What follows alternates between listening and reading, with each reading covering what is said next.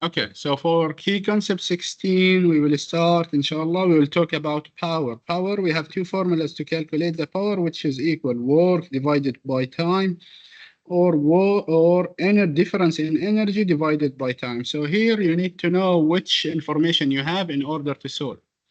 A crane on a construction site lifts concrete beams. The useful work done is 4,000 kilojoules. So he gave us the work. In time, 160. So he gave us the time as well. So what is the useful output power? Okay.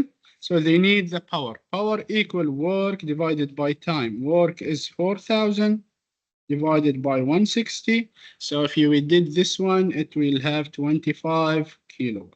So we did not change it to watt because the answers are in kilowatt. In addition, here it's in kilojoules, so we don't need to change anything.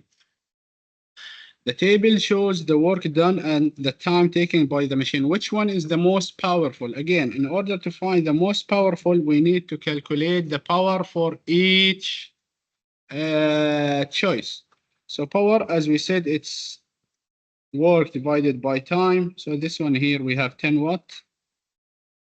By 20, here we have 5 watts. 200 divided by 10, it's 20 watt. And question D, 200 divided by 20, it is 10 watt. So as you can see, answer C has the largest amount of power being applied. Okay, question 10. A girl hangs by her hands from a bar. She pulls herself up until her chin is level with the bar. The mass of the girl is kada. So we have the mass.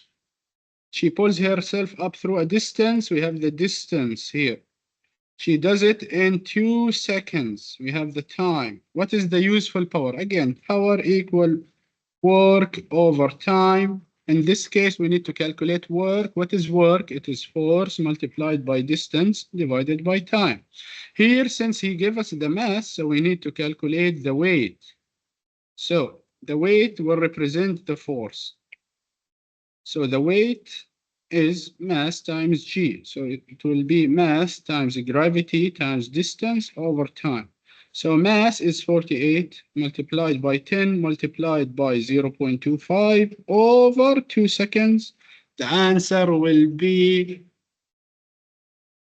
60 watt. Question 6, which is the last question. A boy and a girl run up a hill at the same time. The boy weighs more than the girl. So we have the boy weighs more than the girl. Which statement is true about the useful power? Since he has more mass, boy has more mass, this means we have more weight. And since we have more weight, this means that we have more force, because they are the same thing. And since we have more force, this means that we have more work, okay, based on the formula. So this means the boy will produce more power. The boy will produce more power. And that's it for key concept 16. Thank you. What's wrong?